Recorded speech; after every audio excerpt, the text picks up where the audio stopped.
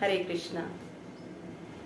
तो एक समय की बात है कि एक परिवार में उनके पुत्र की शादी तय हुई।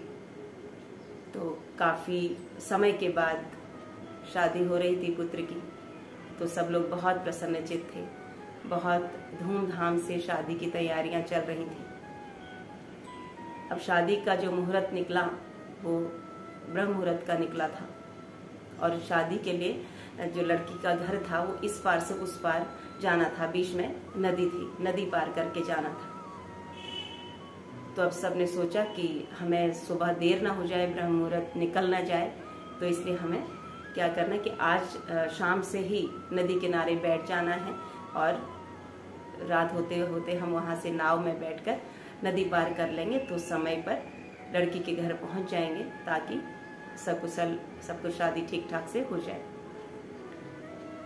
तो सब लोग पहुंचे नदी के किनारे और नाविक को बोला कि हमें ब्रह्म मुहूर्त तक, सुबह ब्रह्म मुहूर्त से पहले आपने उस पार उस गांव में पहुंचाना है, उस पार करवा देना। नाविक बोला ठीक है, सब लोग बैठ जाइए नाव में। सब लोग नाव में बैठे और जो नाविक है वो चप्पू चलाने लगा। तो धीरे धीरे रात्रि बढ़ती रही और सब को नींद आ गई, सब लोग नाव में सो गए। नाविक नाव चला रहा है। तो अगले दिन सुबह जब नींद खुली तो देखा कि ये सब तो वहीं पर है, उसी किनारे पर जहां पर ये बैठे थे। नदी पार तो कर ही नहीं और पूरी रात निकल गई।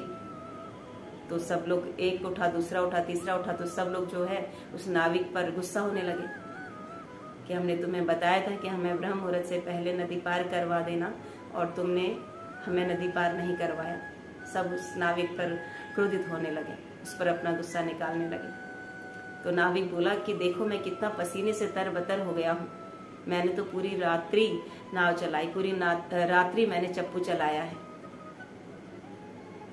तो उसमें से एक व्यक्ति की नजर पड़ी, नाव को जब पार्किंग में लगाते हैं ना तो एक रस्सी बांध कर एक लंगर उसमें डालते हैं और उसको अटकाते हैं वहां पर। तो उस आदमी ने देखा कि अरे ये चप्पू तो चला रहा है लेकिन इसने ये जो यहाँ से लंगर था ये तो निकाला ही नहीं, तो नाव आगे कैसे बढ़ेगी। तो उसी प्रकार से हमारी भी भक्ति की जो गाड़ी है ना आगे नहीं बढ़ पा रही है, क्योंकि हमने जो अपने आसक्ति का जो लंगर है वो अपने परिवार में, अपने परिवारजनों में लगा रखा है। तो जब तक उस आसक्ति को नहीं छोड़ेंगे तब तक भक्ति में आगे उन्नति नहीं कर पाएंगे। आगे बढ़ना पड़ेगा, है ना, पीछे कुछ छोड़ना पड़ेगा। जैसे हम देखते हैं कि जब हम चल रहे होते हैं जमीन पर, हम एक पैर आगे रखते हैं तो पीछे वाला पैर उठाना पड़ता है ना।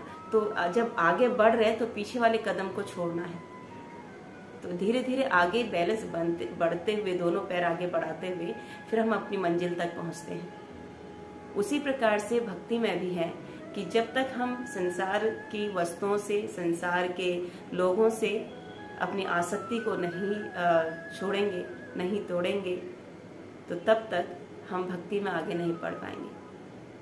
और भक्ति में आसक्त होने के लिए, भक्ति में आगे बढ़ने के लिए हमें भक्ति में आसक्त होना है, ना कि संसारी सुख सुविधाओं में, संसारी जीवों में, संसारी संबंधों में, संसार की अपनी वस्तुओं में जो हमने इकट्ठा किया है इतना समय तक। क्योंकि ये सब चीजें हमें इसी जन्म तक, एक लिमिट है इनकी, एक लिमिटेड समय तक ही हमारे पास है।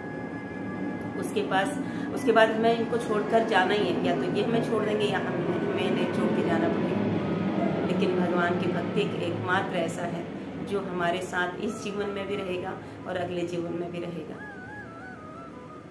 इसलिए भगवान के उन चरणों से आसक्त होने की आवश्यकता है, भगवान के नाम से आसक्त होने की आवश्यकता है, जिससे हम अपनी संसारिक आसक्तियों को तोड़ सकते हैं। हरे कृष्ण।